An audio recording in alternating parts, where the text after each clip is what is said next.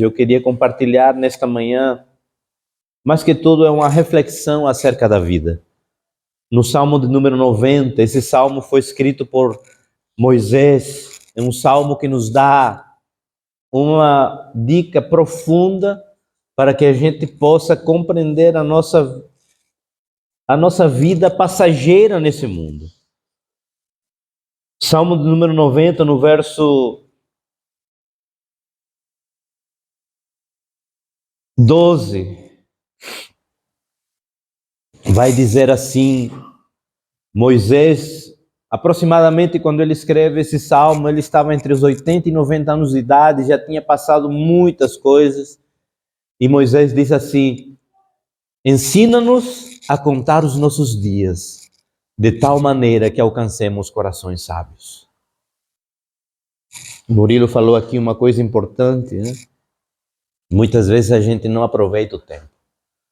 Muitas vezes a gente não entende que a nossa vida é tão passageira. O apóstolo Tiago, ele vai dizer: a nossa vida é como uma neblina, que uma hora está e logo se dissipa.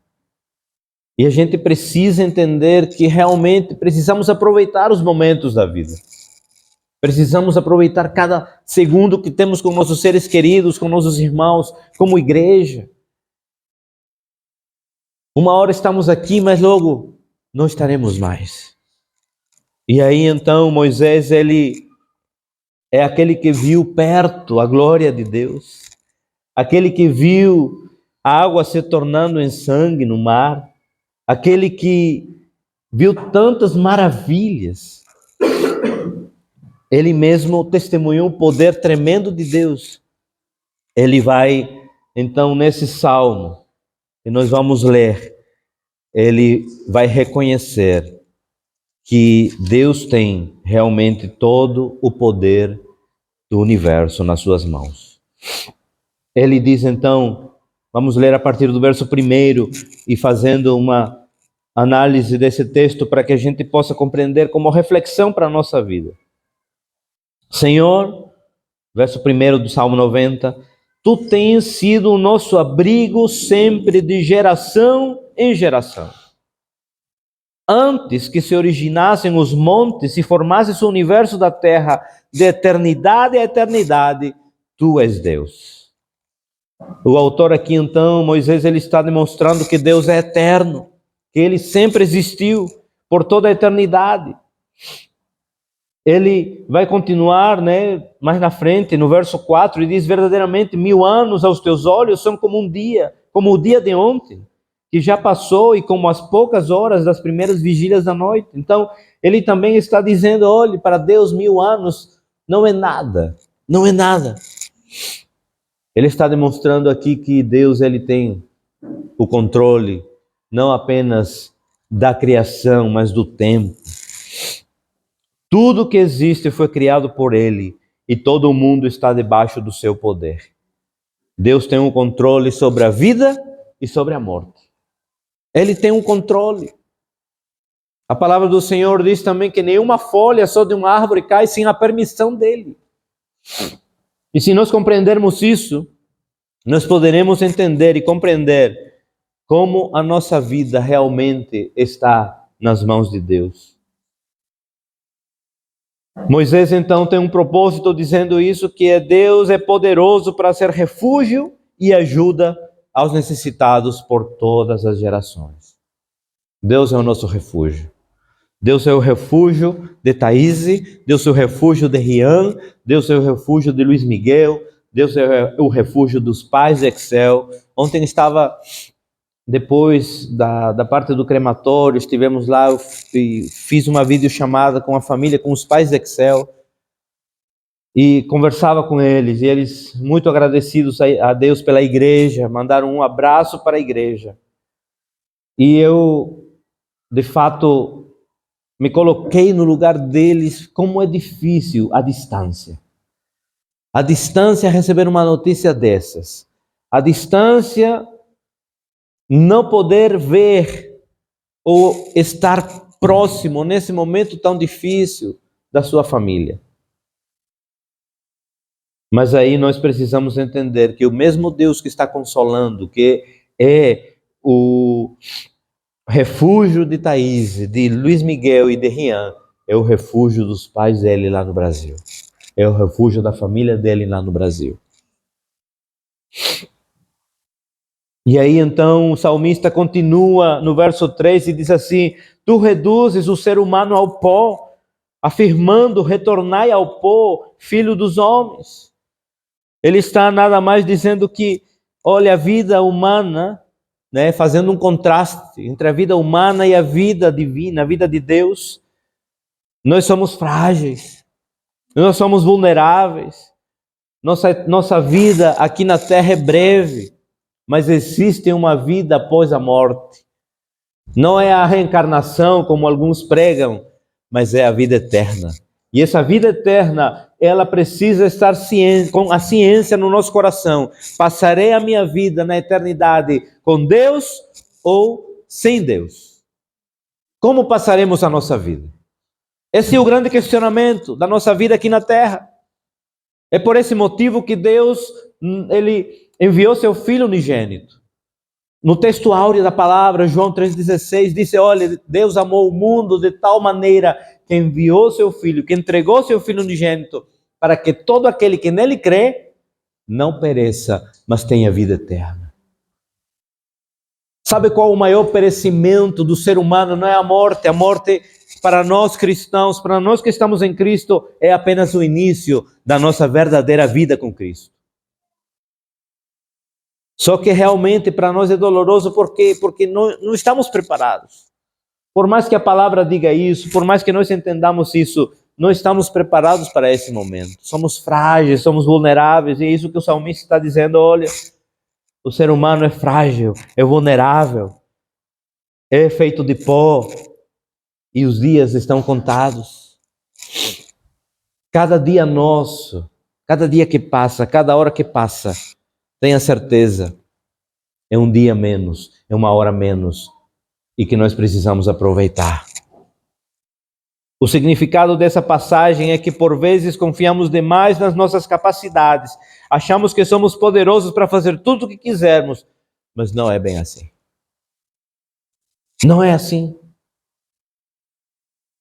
Às vezes temos verdadeiramente sensação de que somos os donos da nossa vida. Deixa eu dizer, você que entregou sua vida a Jesus, você não é mais dono da sua vida. A sua vida agora pertence a Cristo. Você precisa entender que Cristo é seu Senhor. É Salvador também, mas principalmente é Senhor. E Senhor, Ele tem o controle, o domínio sobre tudo. Continuando então, diz assim no verso 7, porquanto somos consumidos por tua ira e perante tua indignação ficamos pasmos. Tu conheces bem as nossas iniquidades, nossos pecados mais secretos não escapam à luz da tua face. Sim, todos os nossos dias dissipam-se diante do teu furor, findamos os anos como um suspiro. Moisés está aqui nesses versos demonstrando que a justiça de Deus é soberana. Em primeiro lugar, Moisés nos mostra que Deus conhece muito bem nossos pecados e que nenhum deles pode ser escondido. Ele nos sonda, Ele nos conhece, Ele olha para nós. A gente às vezes acha que estamos fazendo coisas escondidas. Não, para Ele nada é escondido. Tudo é visível aos olhos de Deus porque Ele é onisciente, onipresente, onipotente. Em segundo lugar, Moisés está dizendo que como Deus conhece nossos pecados, Ele é extremamente justo e sofremos consequências dos nossos erros e ficamos dependentes da sua bondade. O próprio salmista Davi, ele disse, Senhor, não deixes que eu venha cair nas mãos dos homens, mas nas mãos de Deus, porque Deus é um Deus misericordioso. Porque por mais que nós somos pecadores, por mais que nós somos falhos, mas a bondade e a misericórdia de Deus, ela se estende em favor nosso. Graças a Deus por isso, amados. Porque se não fosse a bondade e misericórdia e a graça de Deus, não estávamos mais aqui. teríamos sido exterminados da face da terra. Então, diante da justiça de Deus e da sua bondade, nós somos constrangidos. Somente mediante o perdão dos nossos pecados em Cristo Jesus é que poderemos ter esse relacionamento perfeito com Cristo. Vai continuar então no verso 10, ele vai dizer: de fato, os dias da nossa vida chegam a 70, 80 para os que têm mais saúde. Entretanto, a maior parte dos anos é de labuta e sofrimento, porquanto a vida se passa muito depressa e nós voamos. Olha aí, em outras versões, como Almeida diz assim: os dias da nossa vida chegam a 70 anos, e se alguns, pela robustez, chegam a 80, o orgulho deles é canseira e enfado, pois cedo se corta e vamos voando. A nossa vida é rápida. É interessante o contraste da nossa vida. Semana passada, estávamos nos alegrando com Daniel e Tainá pela chegada de Benício. Essa semana que passou, nós estávamos chorando pela partida de Excel.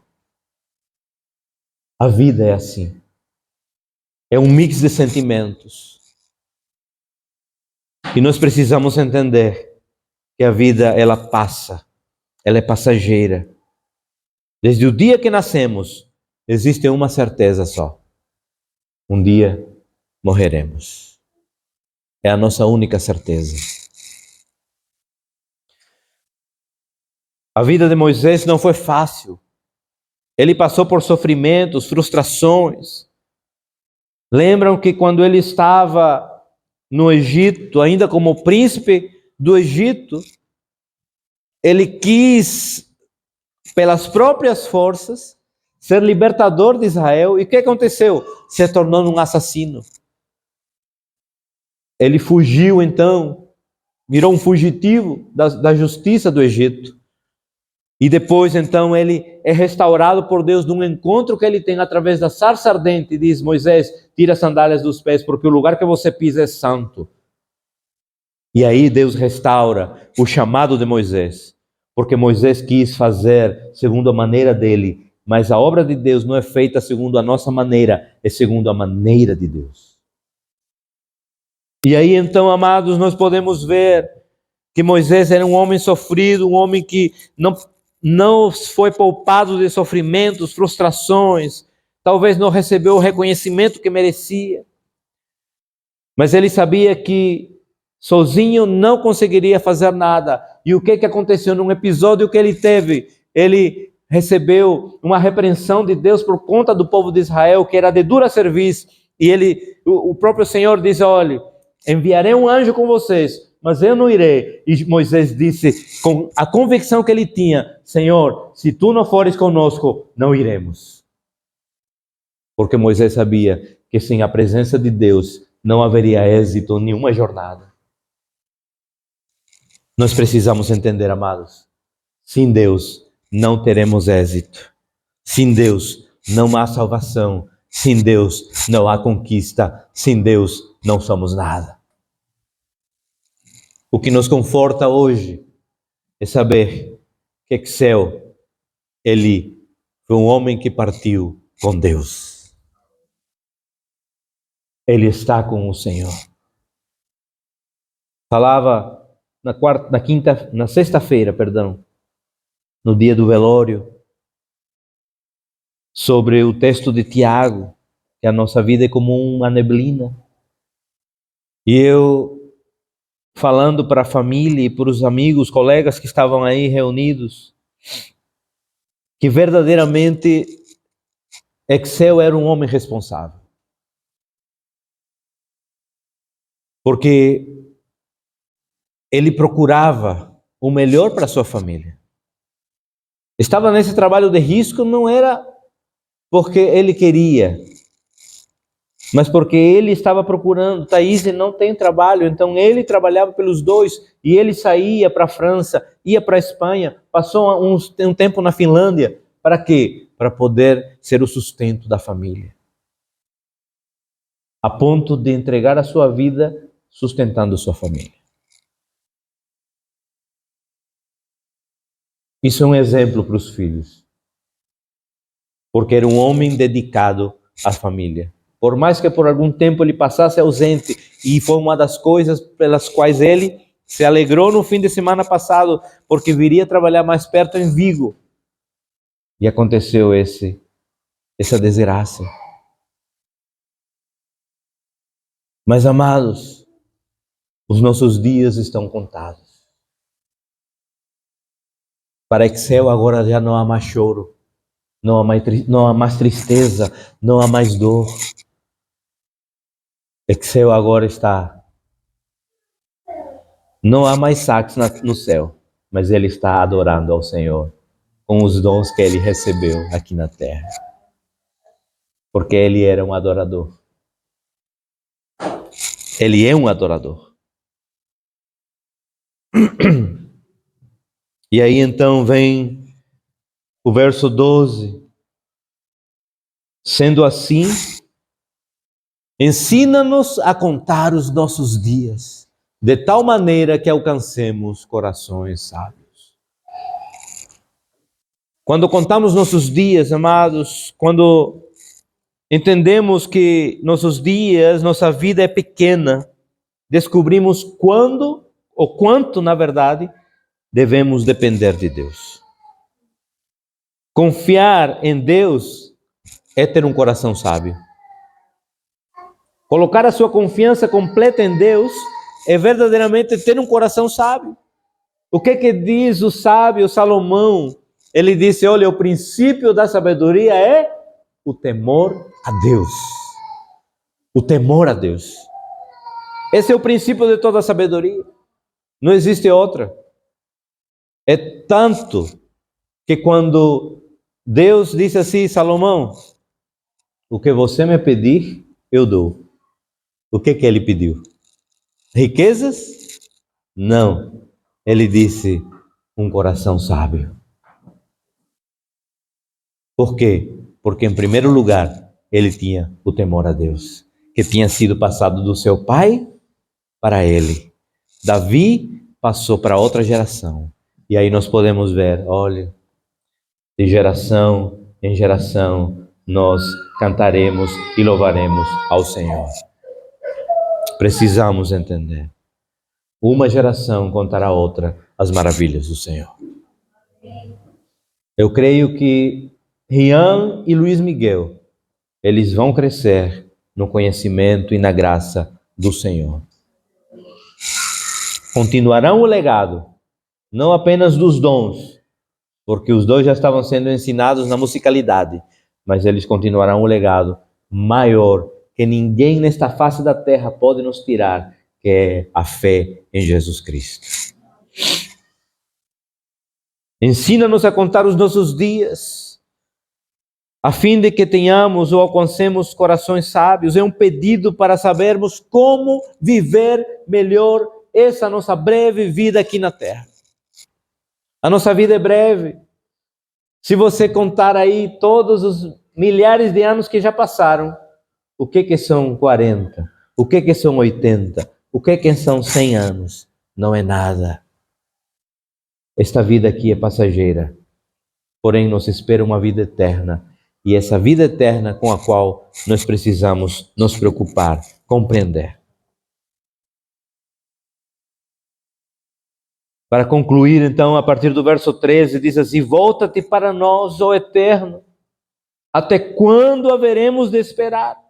Tem compaixão dos teus servos, sacia-nos, desde o romper da aurora, com teu amor infinito, e exultaremos de alegria todos os nossos dias. Alegremo-nos na proporção dos dias em que nos puniste, pelos anos em que passamos sob grande sofrimento. Que as tuas realizações se manifestem aos teus servos e aos teus filhos, e a tua maravilhosa glória. Que a graça do Senhor, nosso Deus, pouse sobre nós, faze prosperar as obras das nossas mãos, sim, confirma a obra das nossas mãos. Por fim, aqui Moisés, então, ele finaliza seu salmo pedindo a bondade de Deus. Nada aqui foi combinado. porque nós deixamos que o Espírito possa conduzir a igreja. Desde o início, Júnior, colocando aqui o texto que leu de Eclesiastes. Combinamos alguma coisa, Júnior? Nada. Combinamos alguma coisa, Murilo? Nada, porque Deus é o que fala. A palavra, os louvores. Depois eu vou pedir para que nós cantemos mais aquela música primeira, a bondade de Deus. Mas na verdade, amados, Moisés finaliza esse salmo dizendo: Senhor, quero que a tua bondade esteja me acompanhando. Além disso, ele pede que a obra que deviam fazer fosse realizada, que era a conquista da terra prometida. Moisés foi levantado como libertador para conquistar a terra que Deus tinha prometido para Israel. Hoje, nós já vivemos a terra prometida por Deus. Não porque já alcançamos em nosso mérito, mas porque Cristo, na cruz do Calvário, Ele conquistou para você e para mim. Amém. Cada dia que passa agora, então, nós estamos nos aproximando mais da nossa Jerusalém espiritual. João, ele vai dizer: olhe, não se turbe o vosso coração. Na casa do meu Pai há muitas moradas. Não fique angustiado, não angustie a sua alma. Ele já preparou uma morada para cada um de nós. Já está preparada. Excel já tomou posse da sua morada celestial. Agora somos nós que precisamos lutar e batalhar todo dia. Porque quando chegar o grande dia do Senhor, ou quando Ele vir, ou quando estivermos partindo para a sua presença, aí virá então a grande pergunta: o que você fez da sua vida? Você viveu uma vida entendendo que não era sua, mas era de Deus? Ou apenas achando que era o dono da sua vida? É o grande questionamento da nossa vida, a grande pergunta, e eu gostaria que nós refletíssemos nisso nesta manhã. Que refletíssemos nessa verdade. Sem Deus, todo o trabalho que Moisés tivesse realizado era irrelevante. Sem Deus, tudo que nós fizermos é irrelevante. Se essa igreja, se Deus nos der a força, a capacidade dessa igreja construir um galpão para 5.000 pessoas, mas Deus não estiver no comando, isso é irrelevante. Mas mesmo aqui nesse pequeno local, nessa pequena sala, com 50, 60 pessoas, e Deus estiver na frente, nós seremos uma igreja relevante. É isso que Deus quer. Deus quer que nós sejamos a igreja relevante do Senhor, não por nossos méritos, não por nossa capacidade, mas por pura bondade, graça, misericórdia e principalmente dependência dEle. Feche seus olhos, abaixe sua cabeça. Não sei como você chegou, eu sei que é um dos cultos talvez mais difíceis até hoje que nós estamos enfrentando. Pela dor da partida. Mas também é um momento reflexivo para nós. O próprio sábio disse: olha, é melhor participar na casa onde há luto que na casa onde há festa. Porque onde há luto a gente reflete sobre a nossa curta vida. E nós precisamos refletir sobre isso. Nós precisamos compreender. A vida é um sopro. A vida é passageira.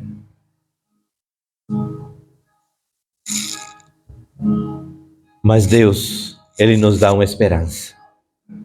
Você pode passar dessa vida aqui apenas sendo passageira e vivendo por viver. Mas se você quer, você pode vivenciar uma vida com propósitos. Você decide. Você escolhe.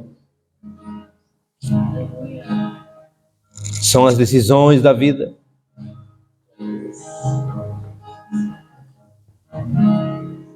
Muitas vezes, pode abrir os olhos rapidinho, muitas vezes a gente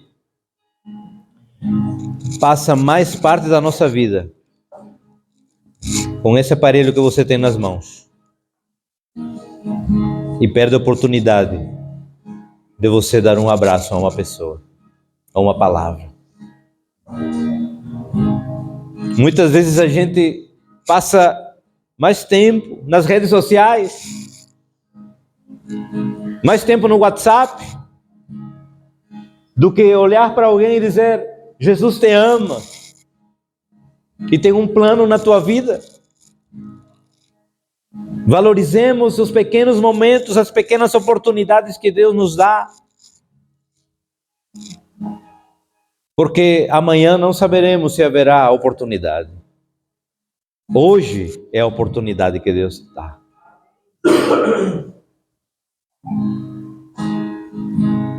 Ah, pastor, não consigo. Porque sua vida ainda não está totalmente entregue a Deus. Porque quando nossa vida está totalmente entregue a Deus, não sou mais que vive eu, mas Cristo vive em mim. As coisas que eu fazia quando vivia na carne, não faço mais, porque agora Cristo comanda a minha vida.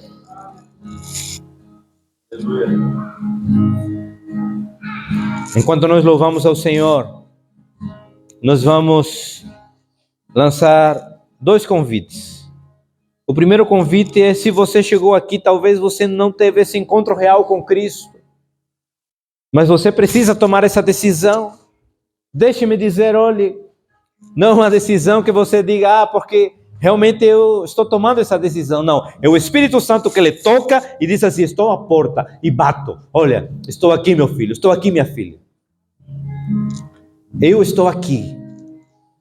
Se você ouvir a minha voz, abrir a porta, eu entrarei e cearei com você e você comigo. Cristo não arromba portas. Talvez eu fui muito efusivo na batida, mas ele não arromba portas. Ele é um cavaleiro, ele chama a porta. Diz assim: meu filho, minha filha, estás aí? Então esse é o primeiro convite. O segundo convite é para aqueles que talvez estão vivenciando uma vida dentro da igreja, mas que não têm entregue o controle absoluto da sua vida a Cristo. Hoje também é dia de decisão, entregar por completo, não enterrar os dons, não enterrar os talentos, não enterrar aquele propósito que Deus deu para a nossa vida. Então nós vamos cantar. Enquanto cantamos, se você primeiro, se você quer entregar a sua vida a Jesus, fique em pé no seu lugar. Eu gostaria de orar por você.